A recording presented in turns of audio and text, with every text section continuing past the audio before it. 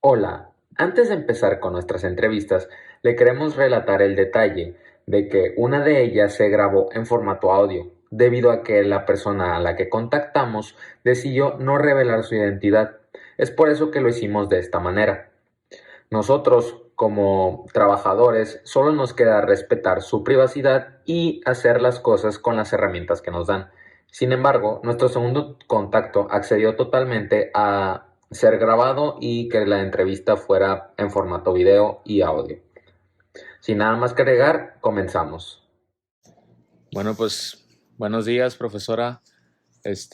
Primero, antes que nada, le quiero agradecer por darnos un minuto de su tiempo para realizarle estas preguntas que pues nos serán de mucha ayuda para poder solucionar y poder continuar con nuestro proyecto social en cuanto a la materia de retos del México actual. Algo que quisiera comentar antes de iniciar o es algo que quiera decir. Nada más decirte que es un gusto apoyar en la medida de lo posible en un proyecto tan importante y de tanto impacto social, ¿no? Yo como trabajadora de la educación, pues me da gusto que estudiantes como ustedes estén preocupados y estén ocupados por buscar las mejores soluciones para que podamos tener una mejor educación y por consiguiente un mejor país. Bueno, pues aterrizando en lo que es el problema, escogimos atacar los problemas sociales y económicos en cuanto a la educación inclusiva, ya que sabemos que vivimos 2 años de pandemia y seguimos también pues tratando de defendernos en cuanto al virus. Y pues esto trajo muchos problemas consigo. La educación lamentablemente fue uno de los aspectos que en México pues se vio bastante dañado. Entonces por eso pues le haré una serie de preguntas para que pues usted me conteste con toda sinceridad y lo que usted piense como profesora y como directora también. La primera pregunta es, pues, ¿qué tan difícil ha sido la modalidad virtual presencial para los niños y para los maestros ahora que pues pasó todo esto de la pandemia? Bueno, te voy a hablar desde mis dos perspectivas, ¿no? Una como directora y otra como docente frente a grupo. En la situación como directora, cuando inició la pandemia y empezamos el trabajo a distancia, la Secretaría de Educación Pública nos sugirió y construyó la plataforma de Aprende en Casa y también nos empezaron a instruir en una serie de herramientas digitales que nosotros podíamos utilizar con los niños para hacer el trabajo a distancia. Fue un comenzar, un transformar nuestra práctica docente, fue conocer las plataformas, un Zoom, un Google Meet, etcétera, otra serie de plataformas a través de las cuales podíamos realizar las reuniones a distancia en un primer momento. Fue un conocer esas herramientas, fue un conocer otro tipo de plataformas en las que nosotros pudiéramos subir las tareas y enviárselas a nuestros alumnos. Entonces fue una transformación de nuestra práctica total. Fue un antes y un después la pandemia en cuanto a nuestra forma de trabajo. ¿Qué tan difícil fue? Pues fue romper muchos esquemas, muchos estereotipos, maestros de diferentes años de servicio, unos jóvenes ya diestros en el uso de las tecnologías y otros no tan jóvenes que empezaron o empezamos a conocer estas herramientas y hacerlas parte de nuestro trabajo. Entonces fue algo difícil lo que empezamos a vivir y en lo que empezamos a trabajar, pero fue algo que nos ha llenado de satisfacción porque forma parte ya de nuestra nueva realidad como docentes, las nuevas formas de enseñanza que Ujú. aplicamos con nuestros niños.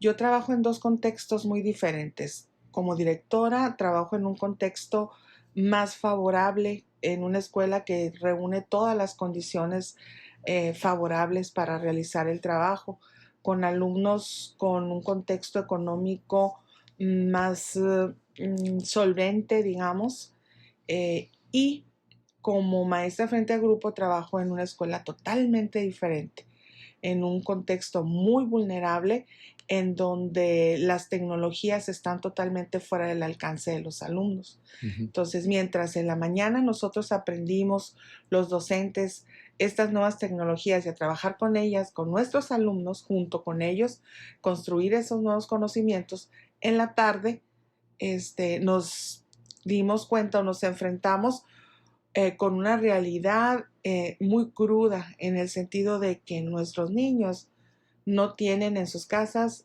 algunos ni siquiera un teléfono, ¿no?, con el cual estar en comunicación.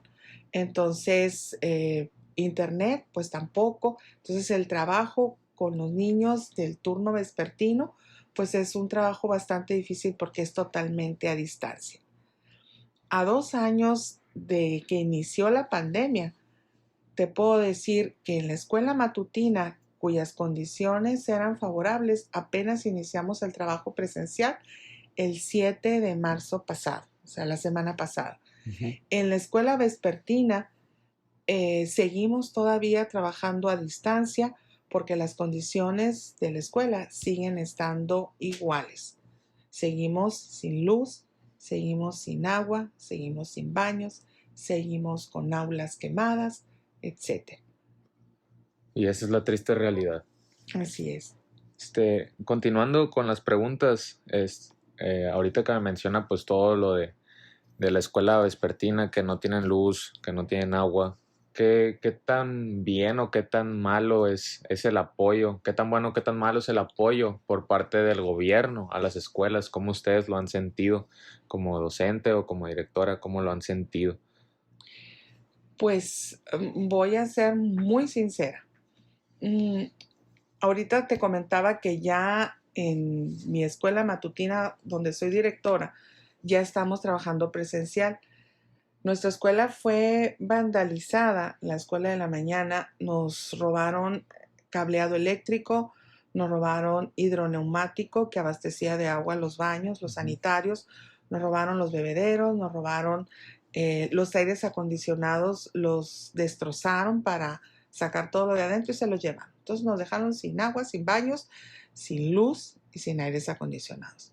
Fue una tarea de estar metiendo solicitudes a la secretaría, notificando cada robo, lo íbamos notificando y mencionando cuáles eran las carencias que íbamos enfrentando en cada momento.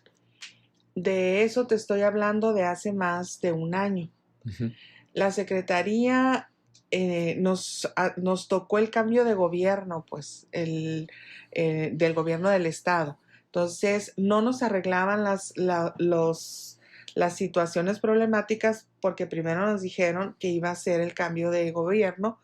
Entonces, cuando ya tuviéramos el nuevo gobernador, se iba a soltar el presupuesto. Entonces, tomó posesión el nuevo gobernador y tardó en soltarse el dinero para empezar a arreglar las escuelas. Ahora, es tan alto el número de escuelas vandalizadas, te voy a hablar pues de nuestro estado y de nuestra comunidad. Es tan grande el número de escuelas vandalizadas que es prácticamente o ha sido prácticamente imposible al gobierno del estado subsanar todas las necesidades que se generaron en la pandemia. Las escuelas en la pandemia estuvieron totalmente abandonadas porque nuestras autoridades educativas nos dijeron que nadie debía de estar allá, ni los conserjes. Ujú. Entonces las escuelas prácticamente se empezaron a caer, ¿no? Y ahorita que quieren regresar de manera presencial en general todas las escuelas, pues se les está haciendo muy pesada la carga al gobierno para poder arreglar todo. Entonces, ¿qué es lo que hicieron nuestras autoridades? Pedir apoyo a las empresas privadas. Entonces, hay empresas que visitan las escuelas y dependiendo de la situación se comprometen a padrinar y ayudar a resolver situaciones. Eh, yo tuve la suerte, y digo suerte por un lado, pero también, y no quiero escucharme como muy egocéntrica, Ujú. pero sí depende mucho también del director de la escuela, de qué tanto esté el director tocando puertas, pidiendo apoyo para solucionar las problemáticas de su escuela. Entonces yo he tenido la suerte de que he tocado muchas puertas y de esas muchas algunas han respondido y por esa razón mi escuela ya regresó. Subsanamos la mayoría de las necesidades y ya estamos trabajando presencial. Desafortunadamente en mi turno vespertino no tenemos esa suerte. Entonces, a estas alturas no han volteado a ver nuestra escuela y seguimos en las mismas condiciones. Una sola ayuda, un solo apoyo, un solo recurso a mi escuela vespertina no ha llegado. Una sola empresa que haya dicho yo apadrino la escuela de la tarde para que puedan recuperar su estado anterior, no lo hemos tenido. Entonces, hay ahí una diferencia muy grande en cuanto a las condiciones de las escuelas. El gobierno, nosotros escuchamos, o los padres de familia a veces escuchan que nuestras autoridades federales dicen es que está el programa de la escuela es nuestra, el gobierno federal está aportando dinero para que todas las escuelas tengan los recursos para poder regresar de forma presencial. No es cierto. O sea, ese recurso no llega a todas las escuelas. ¿Cómo se seleccionan las escuelas a las que se le da el recurso? No lo sabemos cuáles sean esos criterios, pero a unas les llegan y a otras no. Y estoy hablando de un recurso federal, ¿sí? Entonces, a la escuela que le llegó el recurso federal, a subsanar porque les llega bastante dinero y a subsanar necesidades, pero a la escuela que no. Entonces, ¿de dónde saca recursos para poder arreglar sus desperfectos? No hay recursos, no hay tiendas escolares, las escuelas no tienen ninguna entrada de dinero y a veces el único apoyo con el que cuentan es el de los padres de familia. Y hay escuelas de contextos muy vulnerables en donde los padres, aunque quisieran, no pueden apoyar. Entonces, el apoyo del gobierno llega, pero llega no de una manera igualitaria ni equitativa. Ahorita que mencionó a los padres, sabemos que dentro de la educación, pues el grupo está conformado pues por el gobierno, por los maestros, los alumnos y los padres. Y pues estos últimos forman pues de todo el queso es un gran porcentaje, ya que pues son los que se encargan de la educación en casa y de pues preocuparse por que los niños vayan a la escuela, que hagan la tarea en su casa y que en realidad estén aprendiendo, ¿no?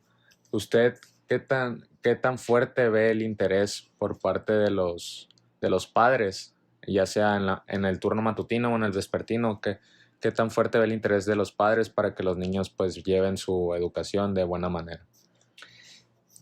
Bueno, también depende mucho del contexto. O sea, mientras en el turno matutino los padres de familia son un poco más preocupados por la educación de sus hijos, desafortunadamente en los turnos vespertinos, de manera general, siempre lo hemos vivido esto, hay un desinterés por parte de ellos, ¿no? Como que sus mismos contextos desfavorables les priorizan ellos otras situaciones antes que lo relacionado con la educación de su hijo. Más se preocupan por enviarlo y lo envían sin lápiz, sin cuadernos, sin pegamento, sin tijeras, sin colores, muchas veces sin comer, sin alimentación. Entonces, y con la pura bendición, ¿no? Entonces, son situaciones muy diferentes y ahora en la pandemia, por ejemplo, nos hemos dado cuenta que algunos papás han pues colaborado, la verdad, mucho en el trabajo que se hizo o que se está haciendo todavía en algunas escuelas del trabajo en casa. Pero lo que hemos observado también que a veces los papás hacen los trabajos de los alumnos. Entonces a nosotros nos llegan las tareas y nosotros revisamos tareas hechas por los papás. Sí. Entonces, eso en el mejor de los casos, por decirlo de alguna manera. Y hay otros donde no nos llegan tareas, no nos llegan trabajos porque no hay el apoyo de los papás para los niños. En los turnos vespertinos es menor la participación y el apoyo de los papás hacia los niños que en la mañana. En la mañana se ve más apoyo por parte y más preocupación por parte de los papás en ese sentido. Retomando el tema del vandalismo, ahorita que mencionó que pues lamentablemente las escuelas pues en las que imparte sí se vieron afectadas por estas acciones. ¿Usted qué le diría al gobierno o sea, qué le propondría hacer para que pues obviamente se sane toda esta problemática lo antes posible y que pues los niños puedan ir y puedan estar seguros en su escuela? Uy, pues quisiera proponerle muchas cosas, ¿no? Pero, por ejemplo, una cosa que pudiera decirse más sencilla es que tuvieran una mejor organización. ¿Por qué te digo esto? Porque en mi escuela matutina, donde soy directora, en respuesta a las solicitudes que yo hice de necesidades, enviaron muchos equipos de trabajo a hacer los levantamientos. Entonces hacían los levantamientos de las necesidades y se iban y decían, después les vamos a venir a arreglar, y no regresaban. Y después llegaba otro equipo y otro y otro. Entonces se la llevan enviándonos diferentes formatos para que nosotros registremos las necesidades. Ya no los mandan de una forma, ya súbelo aquí, ya mételo acá, ya mételo acá. Hay mucha democracia, mucha burocracia, no sé cómo mencionarlo. Se pierde toda la información en un montón de formatos que al final de cuentas no llega la información a donde tiene que llegar, que son los que van a solventar o solucionar las necesidades que tenemos en la escuela. Entonces, que buscaran una mejor organización, un medio, uno solo, a través del cual pudieran recabar la información y en ese medio acudir todos. No que son diferentes instancias en el gobierno. Cada instancia quiere su información y te manda su plataforma o su formato especial. Y uno como director, porque nosotros somos los responsables de la escuela, los mandamos en las diferentes formas. Pero lo envías de diferente forma, pero la ayuda no llega porque se pierde de tanta información. Entre tantos, nadie se hace responsable de analizar la información y de determinar cuál es la situación que guarda cada escuela. Entonces, nomás con eso, ya no te digo que optimicen los recursos, que verdaderamente bajen los recursos como debe de ser. O sea, a lo mejor eso lo pudieran hacer si organizan la recogida de datos de cada escuela. Uh-huh.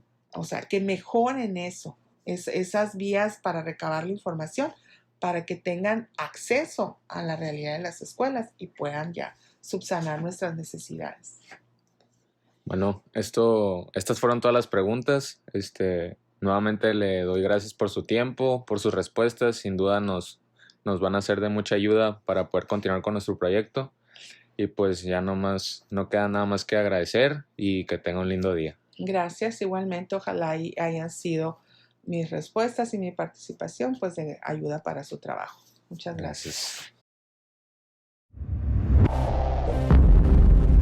Bueno, pues muy buenas noches. El día de hoy estamos con Rafael Mejía, director general, activista, filántropo y también una persona encargada y sobre todo pues interesada en lo que es la educación y no solo en promoverla, sino también en hacer que los niños se sientan felices en el ambiente en el que estudian.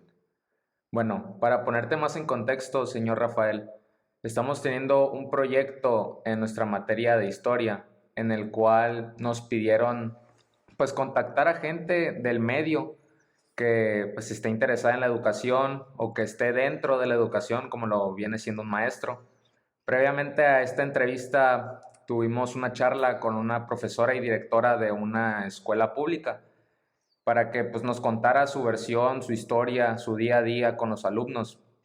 Pero el día de hoy queremos ver la otra cara de la moneda, lo que vienen siendo las empresas, los padres de familia, lo que ven ustedes y nosotros afuera de las aulas, nosotros como alumnos y ustedes como padres de familia, lo que ven afuera de las aulas, cómo pues apoyan a los niños, Por eso le quiero hacer una serie de preguntas. Van a ser 3 preguntas simples y me gustaría que me respondiera con toda sinceridad, pero sobre todo pues viéndolo de cara a su proyecto de Embelleciendo Cajeme y también acerca de pues las escuelas que tiene apadrinadas y esas escuelas que está tratando de renovar para que los niños pues tengan un buen ambiente.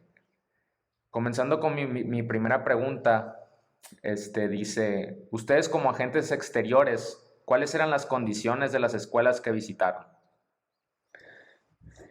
Pues bueno, yo creo que se puede traducir a una palabra. Es lamentable lo que encontramos, ¿no? Es lamentable lo que encontramos. Eh, Unos recintos educativos sumamente vandalizados, olvidados. Unos planteles, inclusive, más allá del vandalismo tradicional, la extracción del cobre en una tubería, en instalaciones eléctricas, pero fue más allá lo que encontramos nosotros, encontramos inclusive aulas quemadas. Y es inexplicable, es otro concepto que podría yo poner sobre la mesa, es inexplicable por qué llegar a eso. ¿Sí? Encontramos unos planteles en la colonia Valladorado y en la colonia Ruso Boguel, que son los dos planteles Ejército Nacional Mexicano en Valladorado y José Ortiz de Domínguez en la Ruso. Pues 2 planteles vandalizados, olvidados, destruidos, 4 aulas quemadas en la José Ortiz de Domínguez en la Ruso. Entonces es lamentable, es increíble.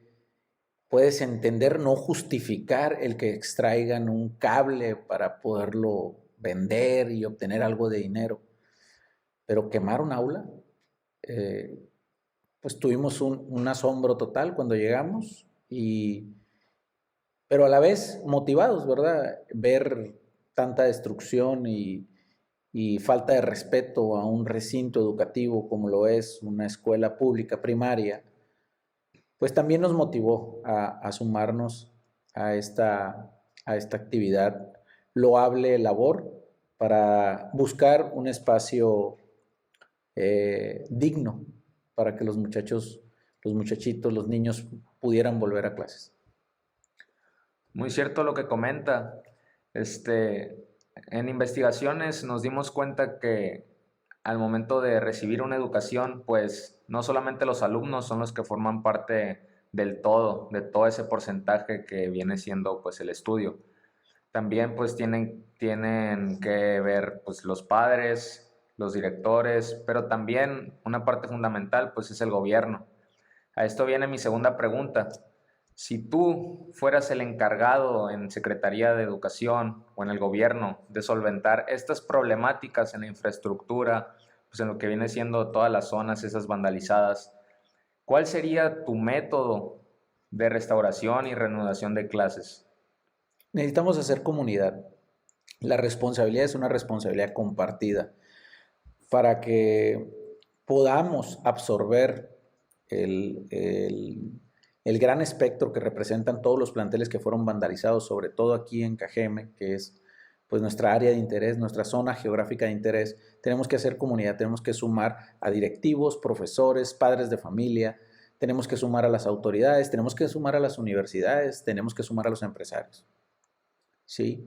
No lo vamos a poder lograr solos, necesitamos el apoyo de los empresarios, necesitamos el apoyo de los padres de familia, necesitamos el apoyo de las dependencias oficiales y necesitamos el apoyo de toda la comunidad en general para poder no solamente restaurar, rehabilitar, sino después que se mantengan en un estado digno estos planteles.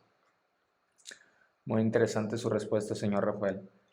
Para continuar con la última pregunta, sabemos que pues los padres de familia se han acercado, han mostrado interés y que también pues se preocupan por el lugar donde los niños reciben sus estudios. Algunos pues dan las gracias, otros también apoyan en las renovaciones, en las restauraciones. Después de ustedes como organización, como un grupo que viene desde afuera, después de conocer su historia, ¿qué le dirían ustedes como organización al gobierno?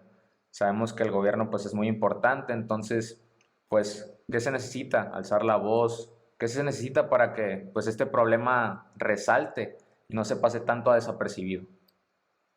Nosotros como entes externos, pero también responsables de lo que está sucediendo en la localidad, en Cajeme, pues levantamos la mano y le quiero decir al gobierno pues que aquí estamos para colaborar, que no está solo el gobierno, ¿sí? Sabemos que los recursos son finitos y la verdad es que la postura nuestra es de colaboración, es de responsabilidad, tenemos la habilidad de responder, lo estamos demostrando y el mensaje es muy claro.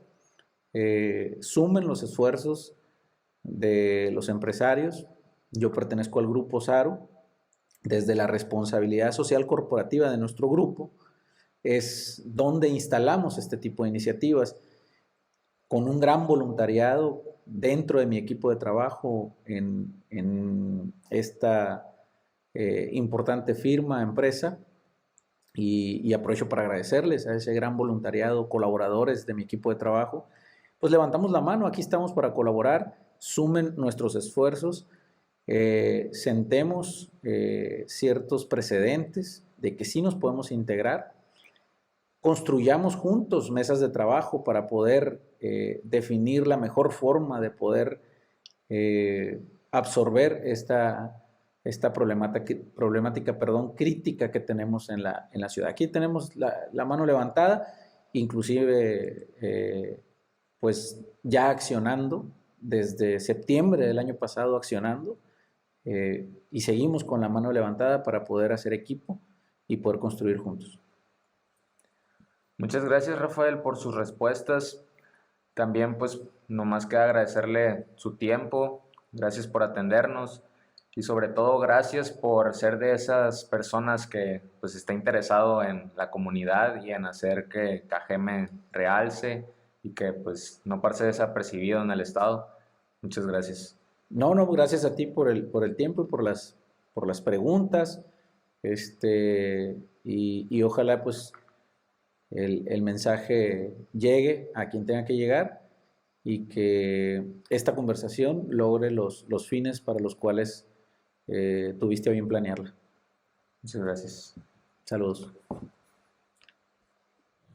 Cerrando con la etapa de las entrevistas, solo nos queda decir que fue impresionante reconocer y sobre todo pues darse cuenta de la realidad que vivimos en cuanto a la educación inclusiva a niveles económicos, ya sea en el ambiente o el por qué la gente pues no puede acudir a los planteles para estudiar. Vimos las dos caras de la moneda, una persona dentro de las escuelas como educando y otra totalmente pues externa, pero que se preocupa por la educación de los pequeños. Y ambas llegaron a lo mismo. Necesitamos el apoyo de todos. Es un apoyo en equipo, es un apoyo común, pero sobre todo es una responsabilidad colaborativa. Entonces, solo nos queda decir que es impresionante los datos, son miles de escuelas las vandalizadas en el estado, son cientos en Cajeme. Entonces tenemos que actuar ya y sobre todo hacer que el gobierno actúe y nosotros apoyarlo en vez de juzgarlo. Muchas gracias.